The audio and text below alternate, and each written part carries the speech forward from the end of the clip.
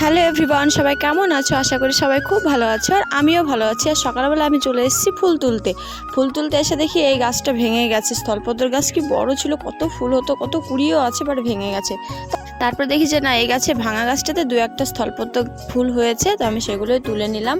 তারপরে স্থলপদ্ম ফুলগুলো নিয়ে আমি এখন যাচ্ছি বাড়ি। স্থলপদ্ম একটু পরে কালার চেঞ্জ হয়ে যাবে, পিঙ্ক কালার হয়ে যাবে, তোমাদেরকে দেখাবো আমি। ফুল নিয়ে বাড়িতে এসে দেখি মা কিছুক্ষণ পরে আমাকে বললো পরোটা বানাবো, তো আমি বললাম ঠিক আছে পরোটা বানাও। তারপর মা বানিয়ে দিল পরোটা, আর আমি এখন পরোটা খাচ্ছি। আর পরোটার সাথে আমার কাঁচা পেঁয়াজ খেতে খুবই ভালো লাগে। তোমাদের পরোটা কার কার ভালো লাগে, আর পরোটাটা কিসের সাথে খেতে পছন্দ করো, মানে কোন তরকারির সাথে? আমার তো মোটামুটি আলুর তরকারি হলেও ভালো লাগে, ঘুগনি হলেও ভালো লাগে, চিকেন হলেও ভালো, মোটামুটি আমি সব কিছু দিয়ে পছন্দ করি। তোমরা পরোটাটা কি দিয়ে খেতে পছন্দ করো আমাকে অবশ্যই কমেন্টে জানাবে, তাহলে আমিও দেখবো। আমি যদি সেই জিনিসটা দিয়ে না খেয়ে থাকি, একদিন ট্রাই করে দেখবো। তারপর আমার হাতে ব্যথাটা তো এখনও কমেনি, মানে কমেছে, পুরোপুরি সারেনি।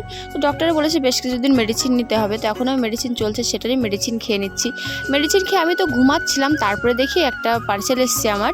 তো পার্সেলটা এসছে, আমি ঘুমিয়ে গেছি, অনেকবার ফোন করেছে, ফোনটাও ধরতে পারিনি। তারপরে বাড়ির সামনে এসে ডাকে, তারপরে আমার মা গিয়ে আমাকে ডেকে নিয়ে আসে, তারপরে পার্সেলটা আমি রিসিভ করি।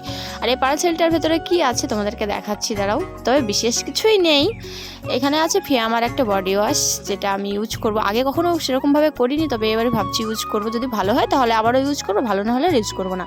আর এখন যাচ্ছি আমি, আমার দিদির ছেলে, আমার দাদার দুটো মেয়ে, সবাই মিলে যাচ্ছি। ওই যে আমাদের এখানে মেলা হয়েছিল, পুজো হয়েছিল, তোমাদেরকে দেখিয়েছিলাম ঠিক ওই জায়গাটা। এখন দেখো কি ফাঁকা হয়ে গেছে।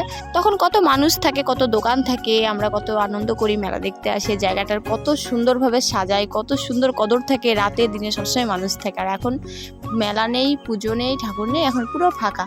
আবারও সামনের বছর পুজো হবে, মা আসবে, আনন্দ করব আমরা, মেলা হবে, সবাই মিলে আনন্দ করব। আর এই যে তোমাদেরকে বলেছিলাম কালার চেঞ্জ হয়ে যায়, তো আমি পুজো করেছি, এখন থেকে কালার চেঞ্জ